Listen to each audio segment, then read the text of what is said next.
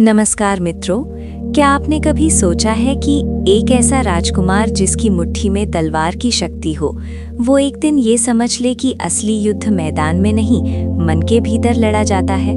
क्या होगा जब कोई योद्धा विजय के शिखर पर खड़े होकर ये प्रश्न पूछे कि शक्ति का उद्देश्य क्या है? आज हम लेकर आए हैं एक ऐसी महागाथा जो केवल राज्य, सिंहासन और युद्ध की नहीं, बल्कि चेतना, संतुलन और आत्मविजय की है। ये कहानी है वेदांश की, एक ऐसे राजकुमार की जिसने बचपन से ही तलवार के हर वार के पीछे कारण खोजा, जिसने युद्ध भूमि में रक्त देखा लेकिन उसी क्षण करुणा भी खोज ली, जिसने सत्ता पाई पर स्वयं को उससे बड़ा माना। ये कथा हमें उस यात्रा पर ले जाएगी जहाँ विश्वासघात भी होगा, षड्यंत्र भी, कठिन निर्णय भी और वो क्षण भी जब मनुष्य अपने ही भय से आमने सामने खड़ा होता है। क्योंकि सबसे बड़ी जीत किसी शत्रु को हराने में नहीं, बल्कि अपने भीतर के अंधकार को शांत करने में है। तो आइए आरंभ करते हैं वेदांश की उस अद्भुत यात्रा को, जहाँ एक राजकुमार केवल राजा नहीं बनता, बल्कि एक विचार बन जाता है। एक शांत प्रातःकाल था, जब पूर्व दिशा में सूर्य की पहली किरण हिम शिखरों को सुनहरी आभा दे रही थी और नीचे घाटी में बसा राज्य अभी अभी नींद से जाग रहा था। महल की ऊंची प्राचीरों पर पहलेदारों के कदमों की आहट गूंज रही थी, मंदिरों से घंटियों की ध्वनि उठ रही थी और बाजार की गलियों में व्यापारी अपने द्वार खोल रहे थे। उसी राज्य में राजपरिवार के आंगन में एक बालक लकड़ी की तलवार लेकर अभ्यास कर रहा था। उसका नाम वेदांश था। उसकी आंखों में एक अजीब सी गंभीरता थी जो उसकी आयु से कहीं अधिक प्रतीत होती थी। वो केवल युद्ध कला सीखने के लिए अभ्यास नहीं करता था, बल्कि हर वार के पीछे का कारण समझना चाहता था। उसके गुरु ने जब उससे पूछा कि वो इतना ध्यान क्यों लगाता है, तो उसने सहजता से उत्तर दिया, यदि तलवार उठानी पड़े तो पहले ये जानना चाहिए कि उसे उठाने की आवश्यकता क्यों पड़ी। गुरु क्षण भर मौन रह गए, क्योंकि ये प्रश्न साधारण नहीं था। वेदांश बचपन से ही अलग था। जब अन्य राजकुमार शक्ति और विजय के स्वप्न देखते थे, वो नदी के किनारे बैठकर बहते जल को देखता और सोचता कि जल कभी लड़ता नहीं, फिर भी पर्वतों को काटकर अपना मार्ग बना लेता है। समय बीतता गया और राज्य की सीमाओं पर तनाव बढ़ने लगा। पड़ोसी साम्राज्य अपनी सेना बढ़ा रहा था। दरबार में युद्ध की चर्चा होने लगी। मंत्रियों ने आक्रामक नीति की सलाह दी, पर वेदांश का मन विचलित था। उसने गुप्त रूप से सीमावर्ती गांवों का भ्रमण किया और देखा कि सामान्य लोग केवल शांति चाहते हैं। वे न विजय का अर्थ जानते हैं, न पराजय का। वे केवल जीवन चाहते हैं। एक दिन सीमाओं पर संघर्ष भड़क उठा। सैनिकों की टकराहट, घोड़ों की टापें, धूल और धुआं, सब कुछ अराजक हो उठा। वेदांश पहली बार वास्तविक युद्ध भूमि में उतरा। उसने देखा कि तलवारें केवल शरीर नहीं, परिवारों के भविष्य भी काट देती हैं। उसी रात जब वो अकेला बैठा था, उसके भीतर एक तीव्र प्रश्न उठा, क्या शक्ति का अर्थ केवल प्रभुत्व है?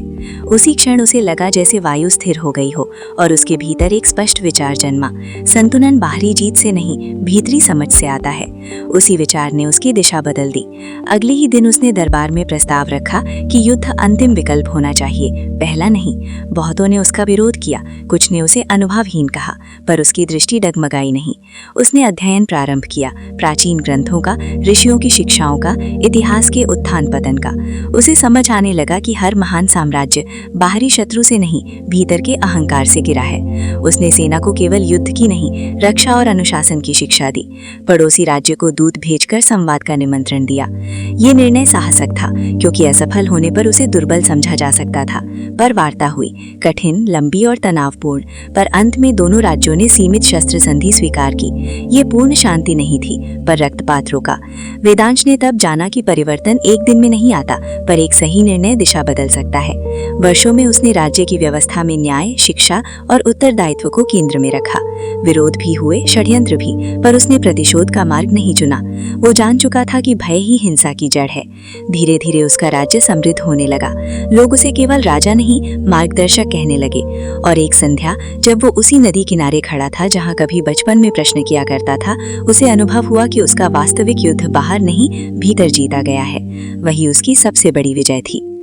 वेदांश उसी नदी के तट पर खड़ा था जहां जल निरंतर बह रहा था, जैसे समय स्वयं। उसने अनुभव किया कि भीतर का युद्ध जीत लेने के बाद भी जीवन रुकता नहीं, बल्कि वहीं से असली परीक्षा आरंभ होती है। क्योंकि स्वयं को जीत लेना एक क्षण का बोध हो सकता है, पर उस बोध के अनुरूप हर दिन जीना ही सच्ची साधना है। राज्य में शांति स्थापित हो चुकी थी, पर शांति स्थिर नहीं थी, वो जीवित थी और उसे प्रतिदिन पोषित करना पड़ता था। वेदांश ने शासन की संरचना बदलनी शुरू की। उसने दरबार को केवल राजाज्ञा का स्थान न रहने देकर विचार विमर्श का केंद्र बनाया। उसने ग्राम सभाओं को अधिकार दिए कि वे अपने निर्णय स्वयं लें। सैनिकों को उसने ये सिखाया कि तलवार अंतिम उपाय है, पहला नहीं। बच्चों को युद्ध गाथाओं से अधिक ज्ञान, विज्ञान, कला और आत्मसंयम की शिक्षा दी जाने लगी। धीरे धीरे राज्य की पहचान बदलने लगी। पड़ोसी राज्यों ने भी ध्यान देना शुरू किया कि जहां पहले सेनाएं सीमा पर खड़ी रहती थी, वहां अब दूत, विद्वान और व्यापारी आ जा रहे हैं। पर हर परिवर्तन के साथ छाया भी चलती है। कुछ महत्वाकांक्षी सरदारों को लगा कि शांति से उनका प्रभाव घट रहा है। उन्होंने गुप्त रूप से विद्रोह की योजना बनाई। एक रात महल के भीतर ही विश्वासघात हुआ। वेदांश को सूचना मिली कि उसके अपने ही कुछ विश्वस्त जन सत्ता हथियाने का प्रयास कर रहे हैं। पुराने समय का वेदांश तुरंत सेना भेज देता, पर अब वो पहले कारण जानना चाहता था। उसने षड्यंत्रकारियों को गुप्त रूप से बुलवाया और अकेले उनके सामने उपस्थित हुआ। सब चकित रह गए। उसने कहा, यदि तुम्हें लगता है कि राज्य मेरी वजह से दुर्बल हो रहा है तो खुलकर कहो। यदि तुम्हें शक्ति चाहिए तो बताओ किस लिए। उसके शांत स्वर में ऐसा साहस था जिसने तलवारों की धार कुंद कर दी। उनमें से एक ने स्वीकार किया कि उन्हें भय था, यदि युद्ध नहीं होंगे तो सैनिकों की आवश्यकता कम हो जाएगी। यदि जनता सशक्त होगी तो उनका विशेषाधिकार घट जाएगा। वेदांश ने उत्तर दिया, जो शक्ति भय पर टिकी हो वो टिकती नहीं। आओ शक्ति को संरक्षण, निर्माण और व्यवस्था में लगाएं। उसने उन्हें दंडित नहीं किया, बल्कि नई जिम्मेदारियां दी। ये निर्णय जोखिम भरा था, पर उसने भय को विश्वास में बदल दिया। समय बीता। वेदांश का राज्य ज्ञान, व्यापार और संतुलन का केंद्र बन गया। दूर देशों से लोग सीखने आने लगे। पर एक दिन एक वृद्ध साधु दरबार में आया। उसकी आंखें गहरी थीं, जैसे वो समय के पार देख रहा हो। उसने वेदांश से पूछा, क्या तुमने स्वयं को पूर्णतः जान लिया? वेदांश ने कहा, मैंने अपने भय को देखा है, अपने अहंकार को पहचाना है। साधु ने कहा, तब अंतिम परीक्षा शेष है, त्याग। कुछ ही वर्षों बाद वेदांश ने युवराज को शासन सौंप दिया। स्वयं राज सिंहासन त्याग कर वो उसी नदी किनारे एक साधारण आश्रम में रहने लगा। लोग चकित थे, जिसने इतना कुछ बनाया वो स्वयं क्यों अलग हो गया। पर वेदांश जानता था कि यदि वो सत्ता से चिपका रहा तो वही संतुलन डगमगा जाएगा जिसे उसने स्थापित किया। उसकी त्याग ने राज्य को और स्थिर किया, क्योंकि उसने उदाहरण दिया कि पद से बड़ा सिद्धांत है। अंतिम दिनों में जब वो ध्यान में बैठता तो उसे वही शांत प्रकाश अनुभव होता जो कभी युद्ध भूमि की रात में मिला था।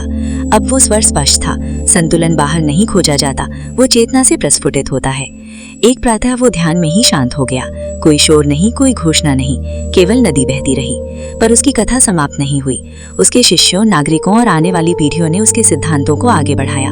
उसके जीवन की सबसे बड़ी विजय ये नहीं थी कि उसने युद्ध रोके या राज्य समृद्ध